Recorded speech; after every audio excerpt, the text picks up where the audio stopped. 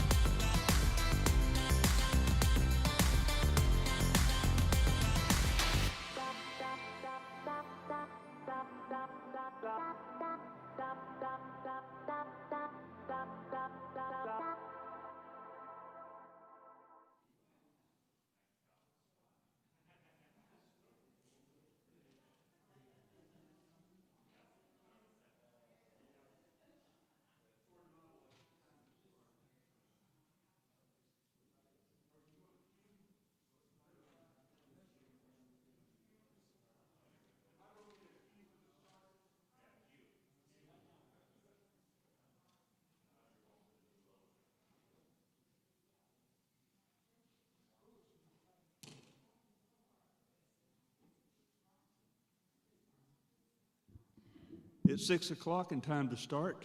I'm going to have Scott Zrink open us in prayer. Just for the record, Scott is the new campus chairman-elect for Plaza Heights, and I'd like for y'all to meet him. And he'll open us in prayer, and then we're going to turn it over to Dave. By the way, I've been told that you people out there in video land can send in questions, but Dave will explain that to you because I have no clue what to do. Scott?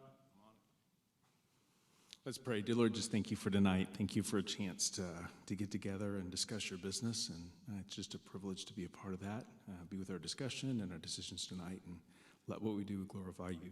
In your son's name, amen.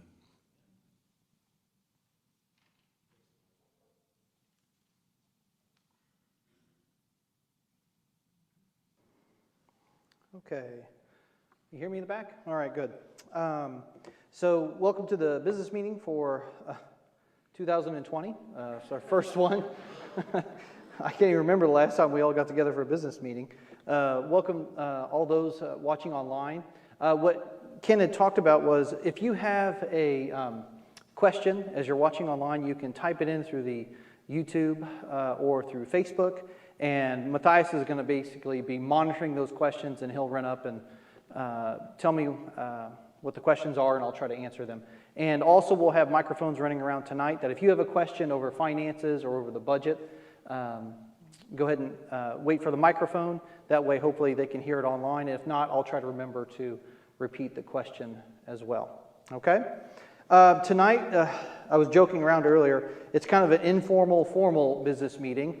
It'll be abbreviated, but it was important for us as a nonprofit to have this business meeting in person, have it available, have the transparency for both the past 3 months' finances, as well as going through section by section the 2021 budget and giving you time to look at it, digest it, ask questions if needed. This budget, as it's presented here, will sit for 2 weeks, and then we will vote the week of November 22nd. Is that right? Yeah, November 22nd. You'll be able to vote in person through a paper ballot on a Sunday morning in a Sunday service, or you can vote online through electronic ballot through an email, and it will be open from November 22nd through that Friday, which is November 27th, and then we'll both email and announce the approval or disapproval that following Sunday, the 29th. Okay? Sound good? All right. Let's walk through here the financial statements. This will be through July, August, and September. And like normal, we'll go through kind of the summary, and then I'll highlight some of the main things that have popped up in that month. So you can see there. And again, these are available online. If you just click on the download link, business meeting packet, it should open up in a PDF if you're viewing online. So for July 2020, you can see at the top there are total accounts as they sit at Country Club Bank, and also our Missouri Baptist Foundation investment account, as well as the small checking account that we have kept open for Plaza as well. And you can see that those add up to $514,601 and some change. Again, just a reminder, we've kept open some checking accounts, one in the name of Noland and one in the name of Plaza Heights, for some practical reasons and also for some legal reasons. The practical reasons are if someone were to write a check out to Noland Road Baptist or Plaza Heights Baptist, we still have the bank accounts open where we can deposit that money and then move it over to the gathering. On a legal standing, we're keeping those entities open just to protect us since we are getting ready to celebrate our 3-year anniversary for the merger this coming December. But we were advised by legal counsel to at least keep those entities open for 5 years. Okay? So that's the reason that we still have those on an ongoing basis. A couple other highlights there in July. You can see some designated accounts, Kingdom Expansion of $40,971.96. And then our reserve fund, which is $91,752.51. All right? Kingdom expansion has not been used much in the past, really 12 or 18 months. That was truly designed to be helping us in a multi-site ministry. And so since the merger has gone so well the last 3 years, we have not really had to use a lot of those funds lately. The reserve fund, again, is used for any properties. If a pandemic hits and we have to buy 1,500 masks, we have money to do so. So it's come in handy lately.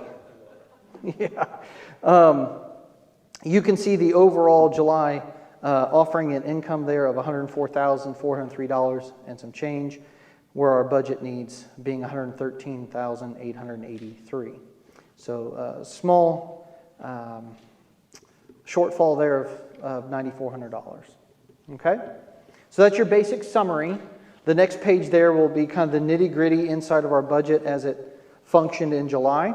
You can see the red box there I have right there in the middle. That highlights total income and total offerings that have come into the church. Okay? So money literally coming in through the doors. That could include the T-Mobile contract for the cell phone tower here, or just tithes and offerings that have come in through both campuses. And that is $846,407.90 of total income money coming into the church doors. Okay? And then you can see there, if you want to scan it, if you have any questions on those, you can see the individual accounts as they were standing in July. Okay? If you turn the page, at the bottom portion of the page, there's another red box, and that is total expenses. So this is total expenses, literal, actual expenses for both campuses that went out the door as standing in July. And you can see the difference between those two numbers are to the positive of $70,860.02. Okay? Ministry continues to happen. It's in a scaled down version, and both the staff and ministry leaders have again been very careful with what we are spending these past several months. But we stand in a very strong financial position. Our church is very blessed, and us pastors, Francis and I, we talk about how thankful we are on how generous our folks have been. This is a unique thing to happen to a church during this pandemic, to be in such a strong financial position. And so I thank you, and I know the rest of the pastors do as well. Okay? And then you can see there the other individual designated accounts for the rest of July is on the next page. Yes, sir? Oh, yeah, we got a question over here.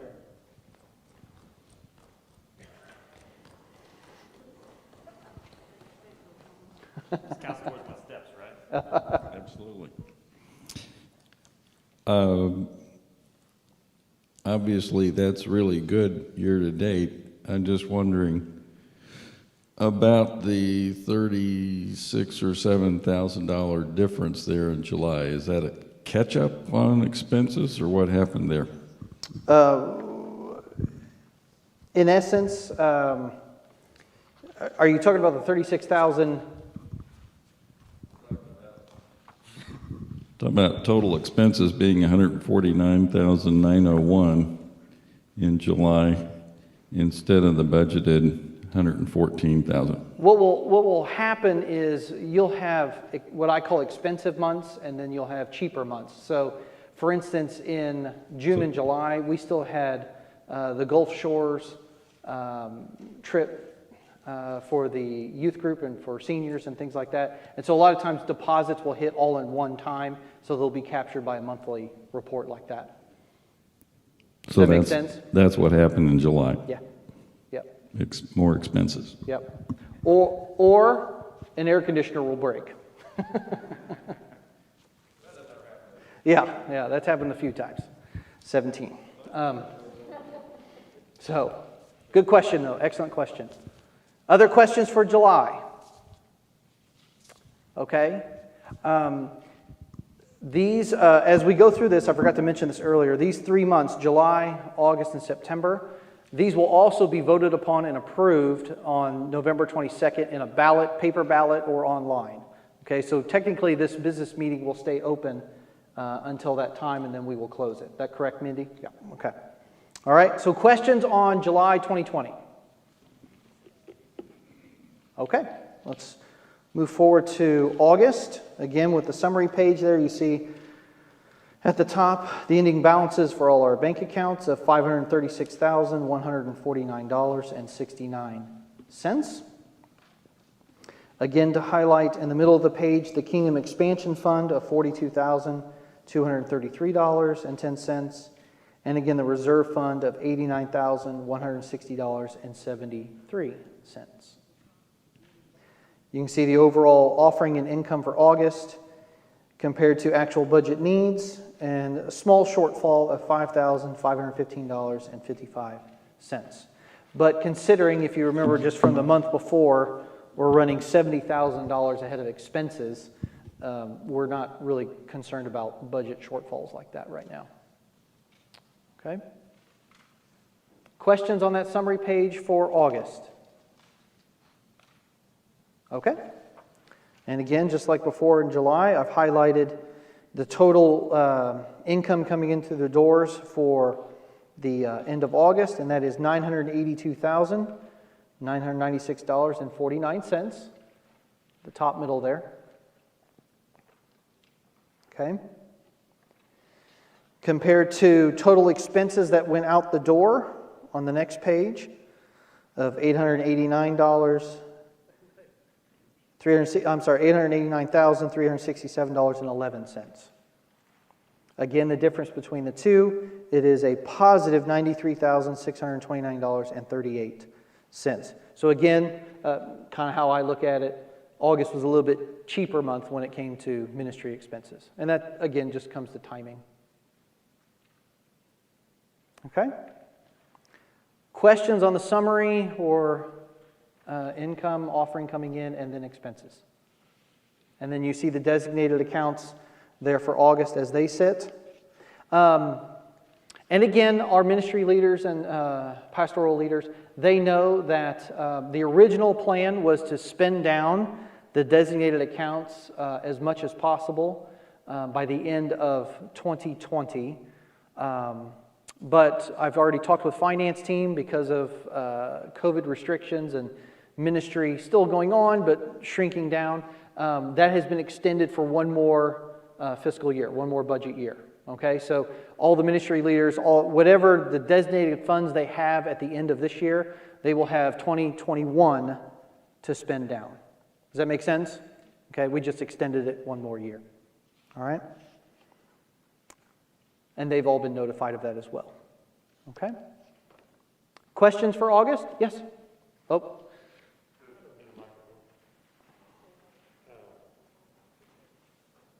He's coming behind you. Hurry up. Thank you. Am I on? Can you hear me? Hello?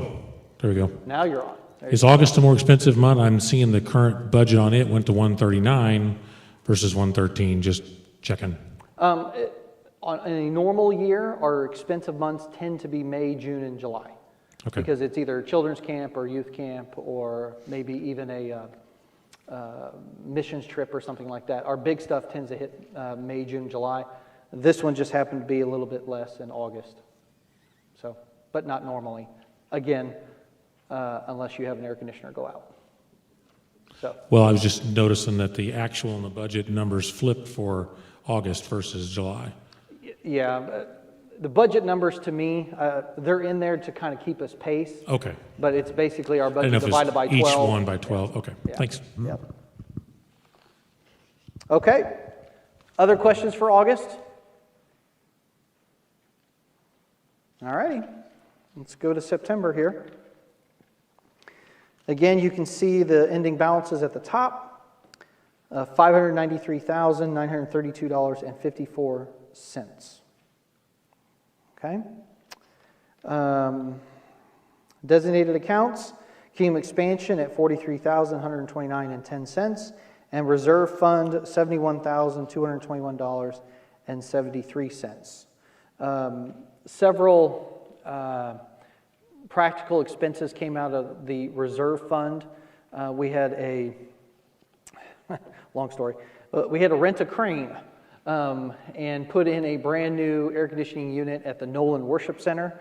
It was a rather large deal. We ordered it in February, but it finally hit and was installed in September, and that's why that number took a little bit of a dip there in the reserve fund.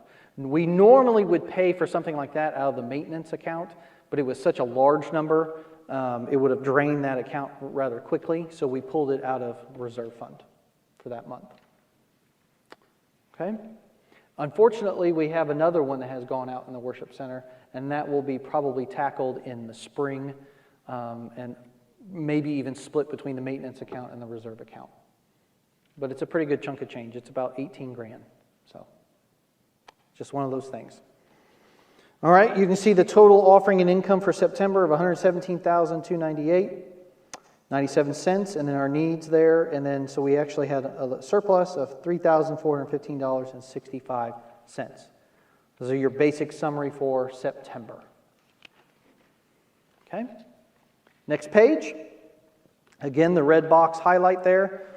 Total income coming in of $1,100,295.46. Okay. If you flip the page, we have total expenses coming out the door at the end of September of $996,374.09. Again, being careful both with ministry expenses and what's being spent throughout the summer and into the fall. We are to a positive $103,921.37. Okay? More than likely, we will end the fiscal year, which is December 31st. We will more than likely end the fiscal year with a surplus of $110,000, Lord willing, $110,000 to $115,000.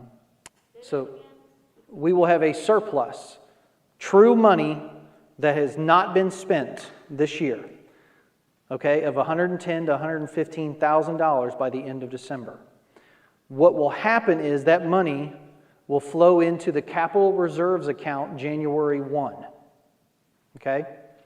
So it sits there basically as a surplus until the end of the fiscal year, and then it rolls over to the capital reserve account where it will sit to be used by ministry leaders and for whatever larger projects would be needed or unplanned things would be needed. Okay? So the reserve fund more than likely will look anywhere between $180,000 to $190,000 in the reserve fund by the time 2021 hits, which is a very good thing. One, it puts us in a very strong position, and it also puts us in a position to where the long-term needs that are extremely expensive, we have the money, we have the cash to pay for them. So whether that is a new parking lot surface here at Plaza, finally fixing the hill or in that northern parking lot at Noland, and a list of 18 other things that have to be done at either campus, those are the funds that are used. And then basically I sit on a monthly basis with the finance team, keep them up to date on these long-term expensive projects, and then when we're about to pull the trigger, I tell them that we're going to move, $40,000 out of reserves to pay for this project or that project. Does that make sense? Okay. So it is, again, it's a huge blessing that a silver lining to this whole pandemic thing, although ministry is still going on and it's shrunk down, we're able to put some money into savings, is how you would look at it, for things that we need to fix on our properties and even other ministry items. Okay? All right. So that is the month of ending for September, and you can see the designated accounts as well on there. So again, you can look through those and you will vote to approve or not approve those on November 22nd, that Sunday morning, or you can do it online as well. Questions on those individual months? Yes, an online question? All right, online question. This is from Daniel Hurst. He says, why have our total expenses gone up in the last 3 months? As we've opened up and we've done more and more ministry events and we're able to have larger groups together, naturally expenses are going to go up. That's why. We had a true shutdown, if you will, that April and or March and April. So as we opened up ministry, we started spending a little bit more of the actual budget money. Good question. Oh, Matthias, we got a question over here. Always wrong.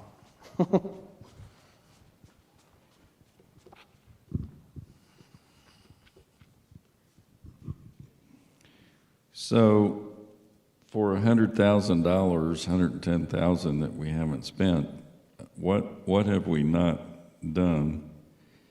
And in specific, I see some of the mission things. Is that a matter of a check not going out until first week of October or something that we're No, all of our mission partners have continued to be supported, but there have been ministry events that we have not been able to do.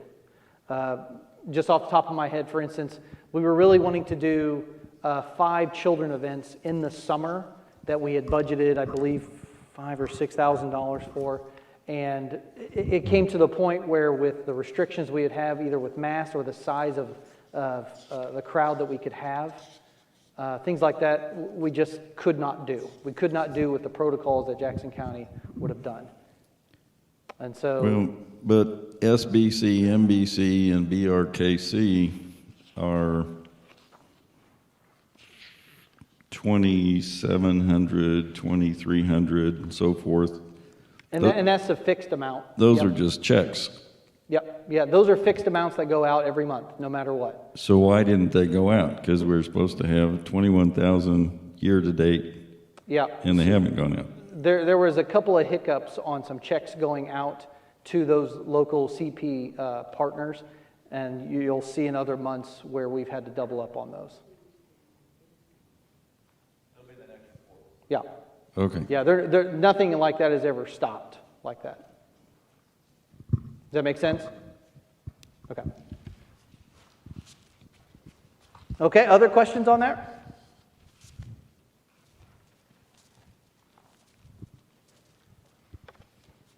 Excellent, okay.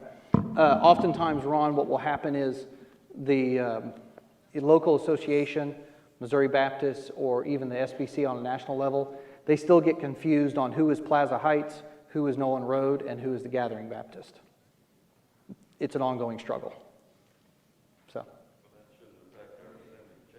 Oh, no, it does. It does. We send them out and they send them back because they don't recognize who they come from.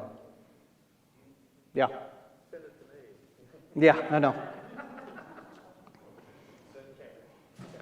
All right, 2021 budget.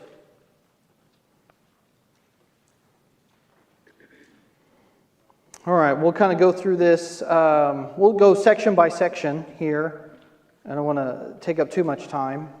You'll have at least 2 weeks to digest this. And obviously, if you have detailed questions, we can answer them tonight, or you can email me, call me, text me, and I'll try to get a decent answer for you for those.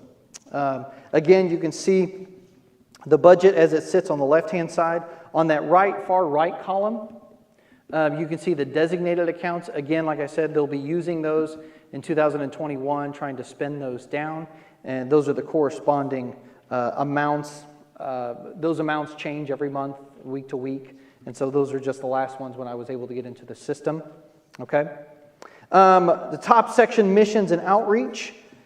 You can see there the top 3 on the national, Missouri, and then local association level, $26,000 for each of those partners that will be going out for 2021. Benevolence, we raised a little bit. And we actually, instead of having 2 separate accounts, we just merged it into one. Most of our benevolence is going to hit on the Nolan campus. Not all of it, but most of it. And so we just put it in one account, and then it's covered a lot by Ken Bledsoe and the other pastors as we work through those situations. The hospitality ministry, prayer ministry, you can see there, prayer ministry usually has more than just $100, but again, they have $1,348 and change in their designated. So they're encouraged to spend all that money down. So that's why they're only at $100 budget line there. Okay. Again, counseling services, that was bumped up quite a bit. The counseling ministry is really kind of taken off over at the Nolan campus. We have a female and a male counselor over there 2 or 3 days a week, right, Francis? And so we've bumped that account. Also, 3M has been bumped to $17,000. So that is literally a budget line item where $17,000 of budget money will flow into 3M in 2021. Okay? In essence, we're funding our own inside 3M mission budget a little bit through budget giving. That used to be in there for a long time, and then it disappeared for a while. And then speaking with Wes and the other pastors, we wanted to bring that back into the fold. Okay? And gas cards and bus passes, again, used mostly on the Nolan side. We wanted to have a specific budget line for that ministry. So you add all of that up, and we have $115,000 total in what we call missions and outreach between the two campuses. Obviously not including the actual other 3M budget as well. Questions on that section? Excellent. Okay. Next part here is adult discipleship and equipping. I'll go through these quickly with the Right Now media. Again, that's ongoing for our digital resources that are available to any church member. Discipleship, leadership, and training. Senior adult ministry, you can see there they have $5,500 for the budget line. Their designated account, they had a couple of pending refunds coming in, so we didn't have an actual number to put there, but they have some designated monies left. Single adult ministry. Women's ministry, again, women's ministry tends to be pretty close to what the men's ministry is, around $4,000, $5,000, $6,000. But they had $8,100 and change to spend down in designated. So thus, it's a little bit lower this year. Sunday school literature of $12,000. Again, that's between two campuses. Gathering Baptist University. So that's our usually a Wednesday night classes. Basically, that line item is to pay for my binders for all my classes. Seriously, that's what we're using it for now. So, and my classes are good. A lot of times they recycle them, so we don't spend the money. So, but anyway, that's why that's in there. And then we have off-campus small groups and off-campus, Plaza off-campus small groups as well. Marriage retreat we had it was 2020. Wow, it feels like a long time ago. Okay, that was pre-COVID.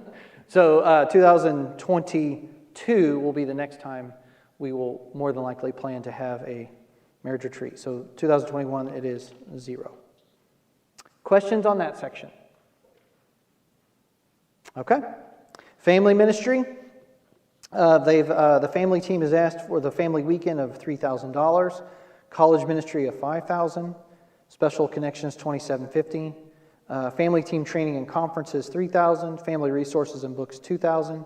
And then First Wednesdays, which obviously would include their meals and curriculum and anything they would use to put on those First Wednesdays, they've asked for $9,000, which roughly comes down to the $1,000 per First Wednesday.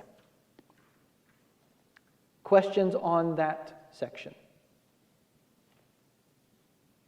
Okay. Student ministry, I believe all these numbers are the same. Student camp, retreats, discipleship, one-on-one meals, music, and volunteer. I believe all of this is the same from last year.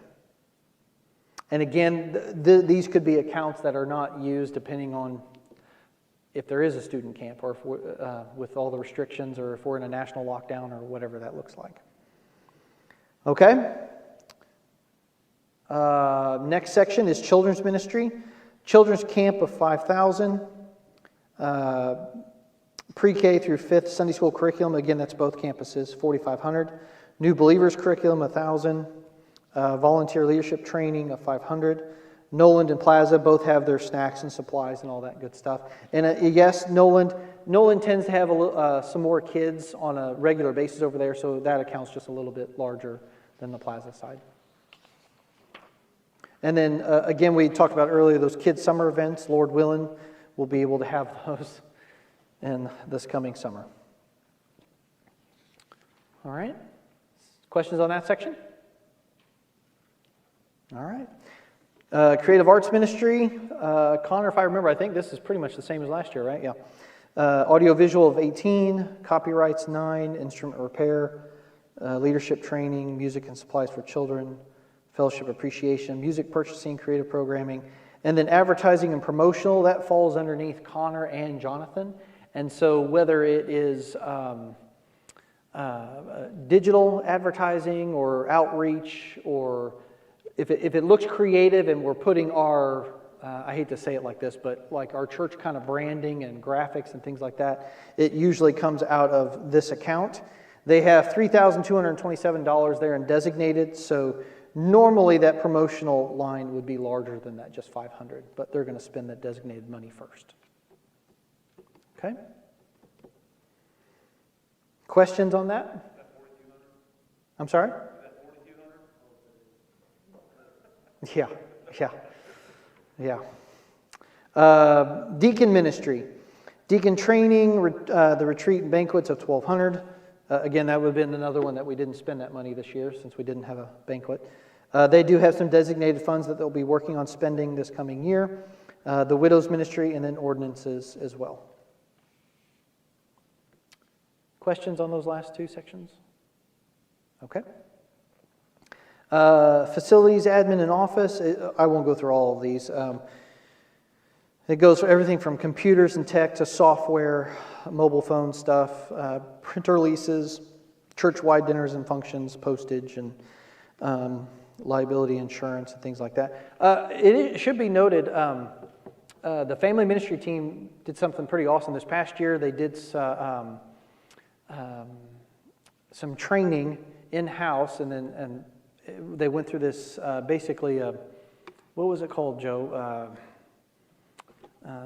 Children's sexual abuse training, or basically watchman training. And they finished it, and all of our workers went through that and signed off on it and have been trained in it. We reported that to our insurance company, and they literally lowered our bill by $10,000. So it is a very big deal, and it's becoming a huge liability question when it comes to insurance on those type of things. So a round of applause for the family ministry team for doing that. That was a big deal. So you can see the rest on there. New equipment, which would include bug sprayers that we fill with sanitizer and things like that. So I don't think much else has changed through the rest of that section. So it's a rather large section, but most of it's for year to year pretty much the same. You'll see at 10:8:11, you see ministry transportation. The people mover that we had at Noland will be going to a different church. We originally wanted to sell it to them for about $1,200 or $1,500. It needs repairs of $1,200 or $1,500 at this point. We didn't feel it right to make them pay for something that needs to be repaired. So at the time that this church is comfortable, they will be taking that people mover, which meant we bumped up the ministry transportation line item up to $18,000. The senior adult ministry, youth ministry, and children's ministry tend to rent vans or people movers, and that's what that line item is for. Okay, questions on that section? All right. Personnel, so you can see there, personnel team was very generous. We had, they gave us raises ranging from 2% on up. Those tend to be based around what the cost of living is. And so that is built into that section there. You can see the total of $664,008.62. Continuing ed, On the pastoral level, those are the continuing ed numbers, again, that personnel team approved for 2021. And then the staff benefits section there, that's everything from FICA to the retirement accounts, Christmas bonuses, HSAs, our health insurance premiums. We got hit on that a little bit this year. Health insurance premiums went up 13.5%. That's the second year in a row. That will probably be the norm going forward. And you can see there the staff retreat, pastor appreciation, meals, and hospitality. Questions on those personnel sections? All right. Contract labor, childcare workers, office admin, backup custodial services, plaza custodial services, and then the family team has asked for money for summer interns, and in case they want to do it, they do not have anyone picked out as of right now, but that could change. Question online? Two people have asked this. Are there any plans are there any current plans on replacing the van? Current the plan? bus, the people mover? No. Talking with ministry leaders, especially with Nate and with Matt and some with senior adult leaders, renting a people mover or a bus or a van is really the way to go. When we've priced it out, they are really expensive, insurance is expensive, and quite frankly, they sit there for 355 days out of the year. So no, they will not be planned on to be replaced. What? There was another question? That was it? Okay. Sorry, the online community is a little bit behind. Oh, sorry. No worries, no worries. Okay, on this, so we got the summer interns. Also, off-duty police officers. This is for the Nolan campus. This used to be in the budget, and then when we moved to First Wednesdays, we kind of moved away from having those officers on the campus. Talking with, again, the family team, when they host the well on Sunday nights at Noland, when they host other maybe children's events or something like that at the Nolan campus, or if they host First Wednesdays on the Nolan campus, they felt that having a officer presence there would be definitely beneficial. We've had some issues with homeless folks coming onto the campus during these ministry times, setting people ill at ease, just not comfortable. We've had some issues with some catalytic converters being stolen off of cars during services. And so I reached out to the Independence Police Department. If they are available, we will have them hired out. I believe it's $110 for 2 hours that they are there. They are there with an officer, full uniform, and that's with a police car there on our campus. I say if they are available. Due to the times we are living in, it may not always be to where they can send someone when we ask. Okay? But if they are available, we have those funds to hire those individuals. Okay? And then there is a new hourly position that perhaps in the coming year we will bring on. This is a position of only 4 to 6 hours. It's not a position that leads into a part-time or full-time position. This is truly an hourly position of 4 to 6 hours on this campus to help out with children's ministry and check-ins on what it looks like in the foyer and in other ministry areas on a Sunday morning, and even doing some planning with the family team of up to 2 hours later in the week. Okay? That's blocked out just because there's only one of them, and I didn't want you to know what they were being paid right here without having to come in and ask. Okay? Right now, there's no one in mind for that. It is just something that the family team asked to have those funds available if they could solve that issue in the coming year. Okay? And you can see all of that contract labor adding up to $22,750. Okay, so the total ministry budget to be proposed for 2021 is $1,435,708.62. All right, this is $31,774.54 lower than last year, lower by 2.17%. done for a couple of reasons. One, we wanted to be good fiduciaries of the money given to us. Especially in a pandemic COVID year, we wanted to be extra careful on future planning because I have no idea what 2021 is going to look like. What it looks like ministry-wise, what it looks like giving-wise, what it looks like to even gather as a church-wise for 2021. So we wanted to be careful. We didn't want to come in and raise the budget. Also, we do have, as I mentioned earlier, we do have long-term maintenance and campus issues that do need to be remedied and fixed and paid for.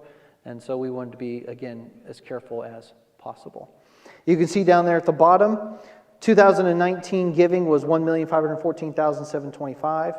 The projection, and all that is a projection, okay, for 2020 of $1,540,000. Okay? Just as a budget planner, I really see a need to almost always have a $30, $40, even $60,000 buffer from giving and what we actually budget. You just never know. So, questions on the 2021 budget? Got one in the back.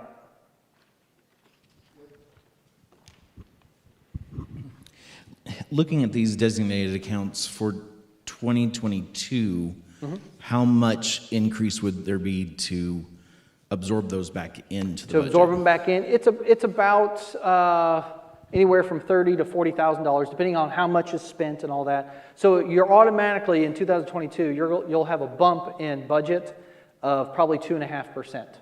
Again, another reason why this is good. You're making me look good. There's another reason why I wanted to make sure 2021 we lowered it a little bit, because we will have an automatic built-in bump when that designated funds are spent. Excellent question. Excellent question. I'm sorry?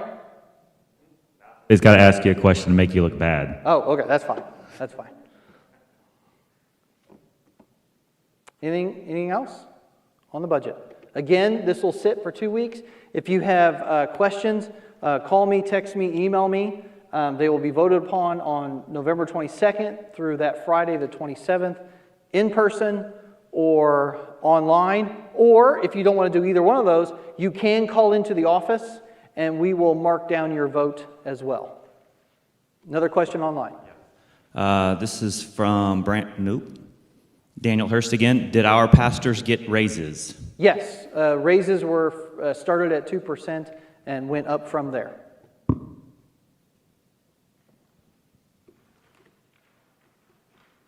Any other questions? Okay. Again, call, text, email me if you have specific questions that pop up with the budget. All right.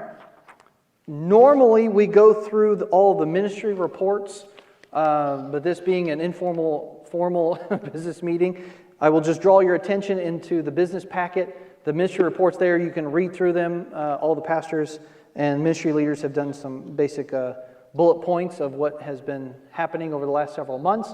You can read through those. Again, if you have questions or comments about that, you can reach out to us throughout the coming days or weeks. All right? Questions on what we've covered so far tonight?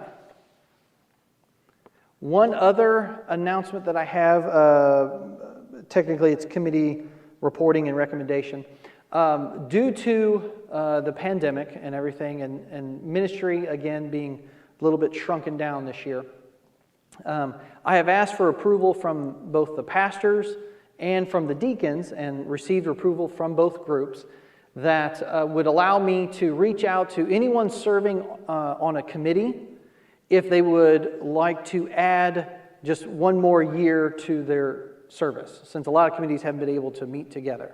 Okay? So if you were to have your term expire, let's say March of 2021, you'll be getting an email or phone call from me saying, would you mind serving on the committee until March of 22? Okay? And both groups, pastors and deacons, approved of me asking folks to do that. Doesn't mean they have to, but it at least allowed me to ask. Okay? Once I have talked to all those folks and I have all those arranged on the committees, Lord willing, in the spring, when we have a business meeting, I'll put those names before you and we'll vote upon them as a church. All right? Questions or comments or anything like that? I believe that's all I have. All right, cool. Thank you. Yep, Ken will close us in prayer unless there's any other questions. So. Okay, I didn't know this was time for the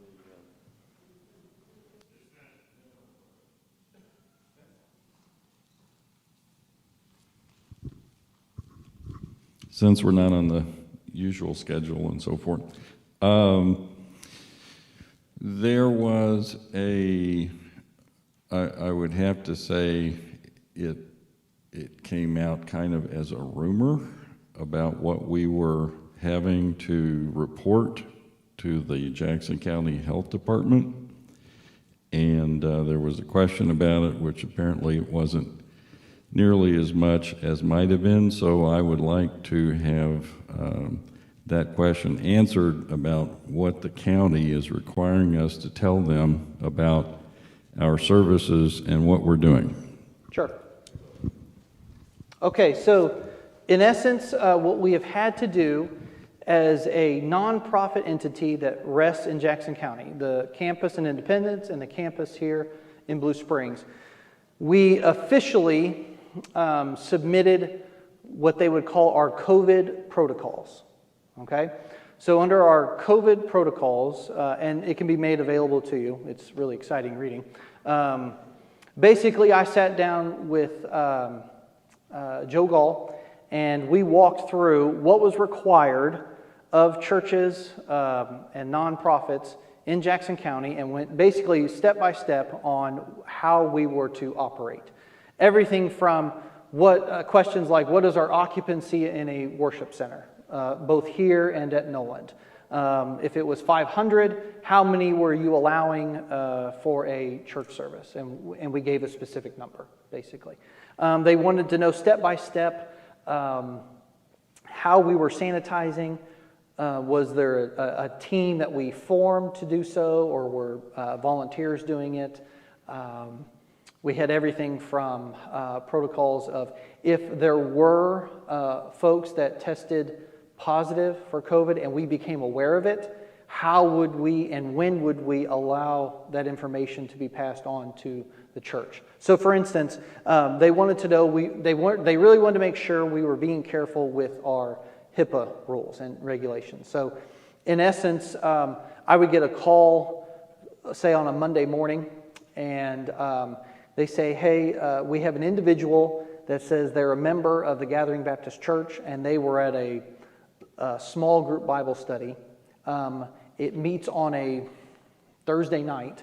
Do you know of such Bible study? Yes, we do. That's an official Bible study of the Gathering Baptist Church.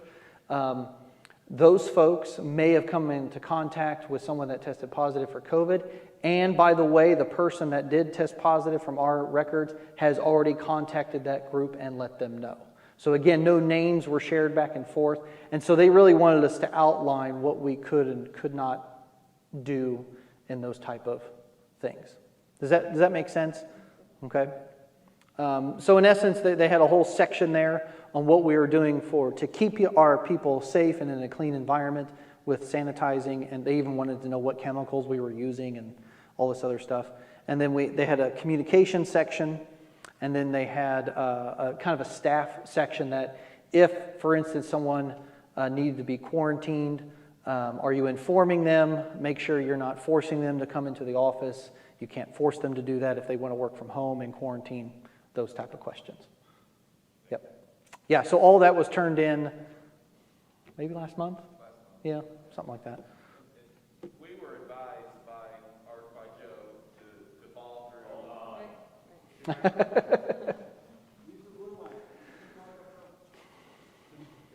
No. I'm sorry? I believe I turned it in the first week of October. Yeah. So we were advised by Joe to just to play the game, to do what we need to do at this point. They're not telling us not to worship. I know there's a lot of different things going around in the country and things like that, and we're gonna be good citizens and good neighbors until we're told we can't do it, and then we'll go a different route. Yeah. I know I've had people ask me about civil disobedience and things like that.